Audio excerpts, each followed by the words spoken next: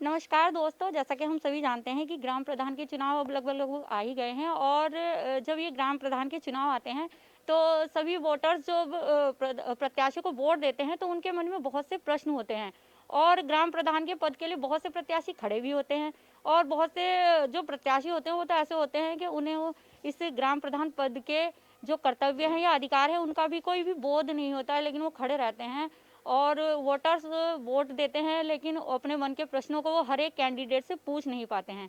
लेकिन आज ऐसे ही कुछ प्रश्नों को लेकर हम आए हुए हैं। जो ग्राम रतनपुर रियाया है हमारी ग्राम पंचायत, तो इसके लिए एक युवा प्रत्याशी जो है वो ग्राम प्रधान पद के लिए खड़े हुए हैं। तो आज जिनका नाम है विक्रांत कुमार, तो आज हम उनके पास आए हुए हैं। तो आइए एक वोटर के मन में जो प्रश्न होते हैं, एक वोटर की हैसियत से ही हम उनसे कुछ प्रश्न पूछते हैं और जानते हैं कि उनके क्या क्या विचार हैं। तो आइए दोस्तों, उनसे हम थोड़ी सी बातचीत करेंगे। तो जैसा मैंने आपको अभी भी बताया है कि आज हम ग्राम रतनपुर रियाया जो ग्राम पंचायत है इसमें हम आए हुए हैं विक्रांत कुमार जी के घर। तो आइए इनसे थोड़ी सी हम बातचीत करते हैं। तो सर, सबसे पहले तो अपना इंट्रोडक्शन दीजिए हमारे दर्शकों को। सभी को मेरी राम राम। मेरा नाम विक्रांत कुमार है और मैं हमारे पिताजी है सत्यपाल सिंह और ग्राम रतनपुर रियाया हमारी पंचायत पड़ती है। मोहम्मदपुर देवमल हमारे पोस्ट है। वह थाना मंडावर पड़ता है और डिस्ट्रिक्ट बिजनौर का हम निवासी है। और इस बार हम चुनाव लड़ने की हमने घोषणा की है।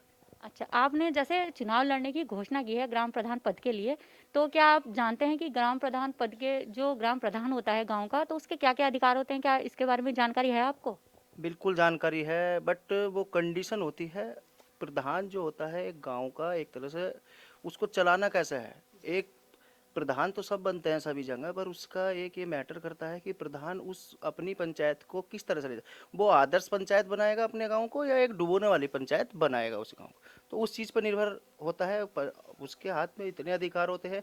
6 समितियां होती है प्रधान के अंतर्गत, जिसमें स्वास्थ्य संबंधी समिति बैठती है, आपकी शिक्षा संबंधी समिति बैठती है और आपकी बिजली संबंधी। तो ये क्या होता है, समिति में अलग अलग लोग उसको मतलब चयन किया जाता है वो सब। और जो वो होता है प्रधान की ही निगरानी में वो समिति करती है, प्रधान को ही रिपोर्टिंग करती है। तो ये मतलब जो अधिकार मेन अधिकार होते हैं। तो देखिए, जैसे विक्रांत जी को अधिकारों के बारे में तो पूरी जानकारी है, तो सर अब हम आपसे ये भी जानना चाहेंगे कि जैसे आप एक युवा हैं, युवा ज़्यादातर आजकल सरकारी नौकरी की तरफ भाग रहे हैं और ज़्यादा जिम्मेदारियां वो अपने कंधों पर लेना नहीं चाहते, एक आरामदायक जिंदगी वो चाहते हैं। तो आपका क्या उद्देश्य है, इसके बारे में बताइए हमें थोड़ा सा। ग्राम प्रधान पद के लिए जो आप ये खड़े हो रहे हैं, ग्राम प्रधान बनना चाहते हैं आप, तो आपका मेन उद्देश्य क्या है इसका, ये बताइए। आज क्या है, हम हमारी भी एज मतलब 25 प्लस हो गई है। बट क्या होता है, जो हम भी काफ़ी समय से प्रधान देखते हुए आ रहे हैं, हमें ऐसा नहीं लगता है। जो एक युवा है, हम इस लाइन से गुजर रहे हैं, तो हमें पता है एक युवा के लिए क्या विकास गांव के अंदर हो सकता है। गांव के अंदर जो होता है, ऐसे ऐसे लोग रखते हैं अपनी सोच, जो 2 बार 3 बार प्रधान बने हैं बट कोई गांव का विकास नहीं कर पाए हैं, तब भी उनकी सोच ये है कि हम प्रधान बने। दूसरी चीज़, कुछ लोग इस तरह के प्रधान बनते हैं जो 2 बार 3 बार प्रधान पद के दावेदार रहे हैं और वो चुनाव हार चुके हैं, तब भी वो चुनाव लड़ेंगे। मान लो अगर चुनाव होगा तो कोई ना कोई जीत हार तो होनी है, बट उनका जो मोटिव रहता है वो सिर्फ प्रधान बनने तक ही रहता है। गाँव का विकास करने का कोई कुछ नहीं होता। अब जैसे हमारे गाँव जो है, एक काफ़ी समय से धीरे धीरे मतलब जैसे लोगों की बच्चे युवाएं अपनी भर्ती हो रहे हैं, नौकरी लग रही है, उनकी तरफ उनको कोई मोटिवेट करने वाला नहीं, बच्चों के लिए कोई खेल का स्थान नहीं है। सबसे पहले जो मेरा अपना में जो मन में विचार आया है, उनको समझाया जाए। हमारा गांव रोड ऑन रोड होने के बाद भी किसी को पता नहीं है गांव का सौंदर्यीकरण कैसे होना है, गांव का विकास कैसे होना है। दूसरी चीज़, मेरी जो सबसे पहले मुहिम है एक युवाओं को, उनको मतलब युवाओं की जो उनकी भूमिका है वो दिलानी, और दूसरी चीज़ गांव का विकास करना, और तीसरी चीज़ अंधेरा मुक्त रतनपुर करने की मेरी अपनी सोच है। और मैं अपने गांव को नंबर 1 जिले पर, अपने गांव को आदर्श ग्राम पंचायत बनाना चाहता हूं। 2 पंचायत ग्राम लगते हैं हमारी पंचायत में, रानीपुर लगता है पड़ोस का गांव, और एक हमारा गांव है।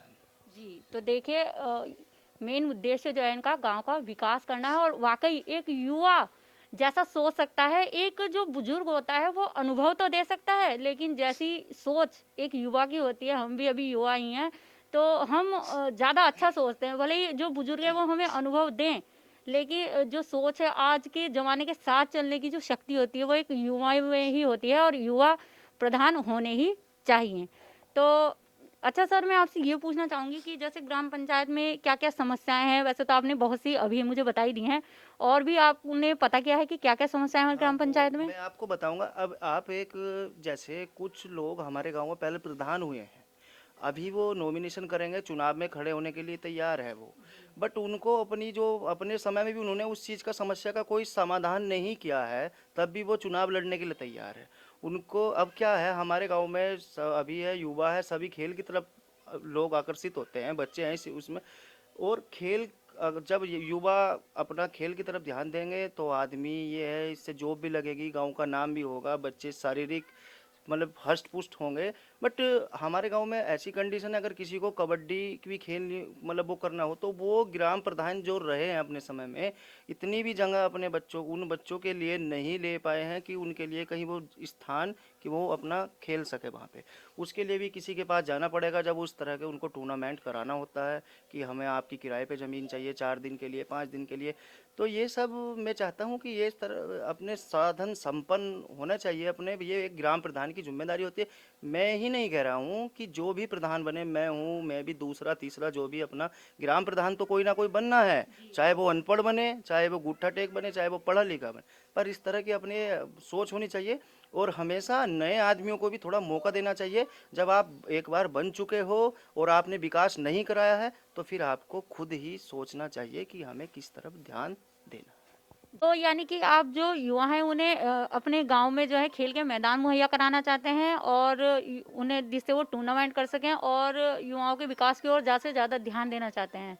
ये भी है, हमारे यहाँ कुछ मतलब अलग अलग समुदाय के हैं लोग, इतने परेशान हैं अपने घर, मतलब कूड़ी वगैरह जो होते हैं, कुछ नहीं, गांव के कुछ दबंग लोग इस तरह के होते हैं जो सरकारी संपत्ति पर अवैध कब्जा कर रखा है उन्होंने।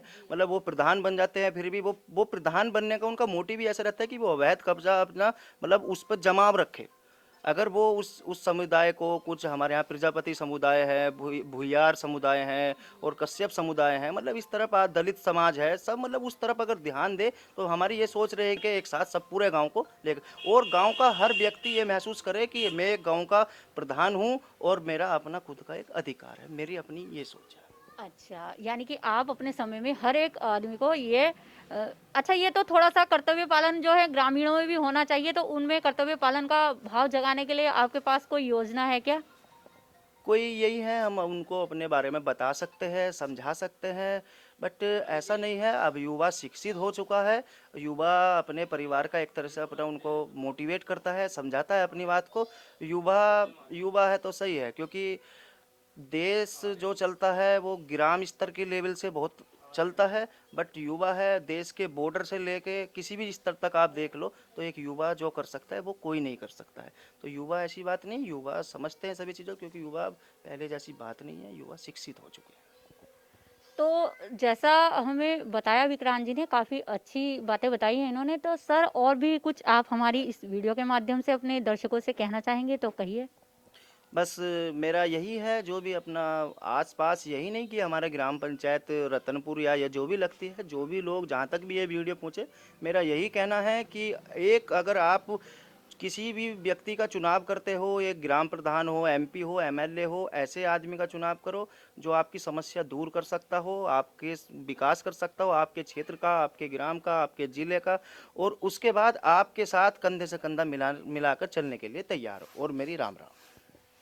तो देखा दोस्तों, आपने कितने अच्छे विचार हैं विक्रांत जी के। तो आज हमने अपनी इस वीडियो के माध्यम से इनके विचार आप तक पहुंचाए हैं, और ये आपकी सोच है कि आप अपने जो ग्राम प्रधान हो उसमें कैसे गुण देखना चाहते हैं, आप क्या चाहते हैं। आप क्या ये चाहते हैं कि कोई ग्राम प्रधान बन जाए और आप उसके आगे पीछे चक्कर काटें, लेकिन आपकी जो समस्याएं वो ऐसी की ऐसी रहें, या आप एक ऐसा प्रधान चाहते हैं जो अपनी जिसका इस चुनाव में खड़ा होने का उद्देश्य ये हो कि मैं अपनी ग्राम पंचायत को जिले की नंबर 1 पंचायत बना सकूं। भले ही वो नंबर 1 पंचायत ना बना सके, लेकिन मुझे विश्वास है कि 5 सालों में वो काफ़ी विकास करेंगे।